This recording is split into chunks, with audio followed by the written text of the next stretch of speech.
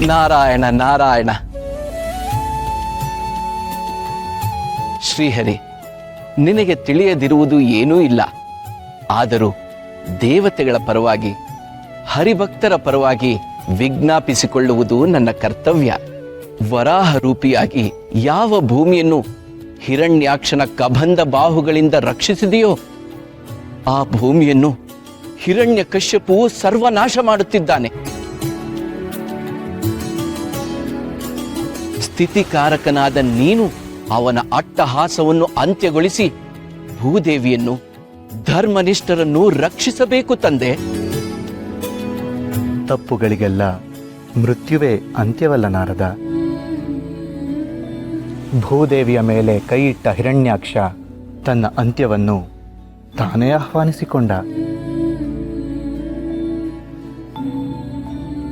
ಆದರೆ ಹಿರಣ್ಯಕಶಿಪುವಿನ ಪಾಪದ ಕೊಡ ಇನ್ನೂ ತುಂಬಿಲ್ಲ.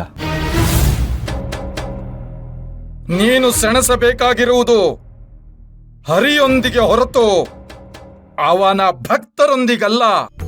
ಅಂದ್ರೆ ಭಕ್ತರ ಹತ್ಯೆಗೆ ಶಿಕ್ಷೆ ಇಲ್ಲವೇ ಪ್ರಭು? ಪ್ರತಿಯೊಂದು ಜೀವಿಯು ತಾನು ಮಾಡಿದ ಕರ್ಮ ಫಲವನ್ನು ಅನುಭವಿಸಿಯೇ ತೀರಬೇಕು. ಭಕ್ತರ ಕಣ್ಣುಗಳನ್ನು ಕಿತ್ತರೆ ಅವನು ಕಣ್ಣು ಬಿಡುತ್ತಾನೆ. ತಪ್ಪು.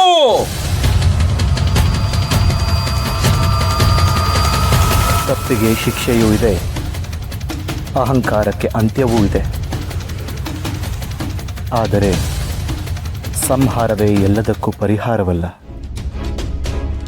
ಸಂಹಾರದಿಂದ ಅಸುರರನ್ನು ಸದೆಬಡಿಯಬಹುದು, ಆದರೆ ಅಸುರತ್ವವನ್ನು ಗೆಲ್ಲಲಾಗದು.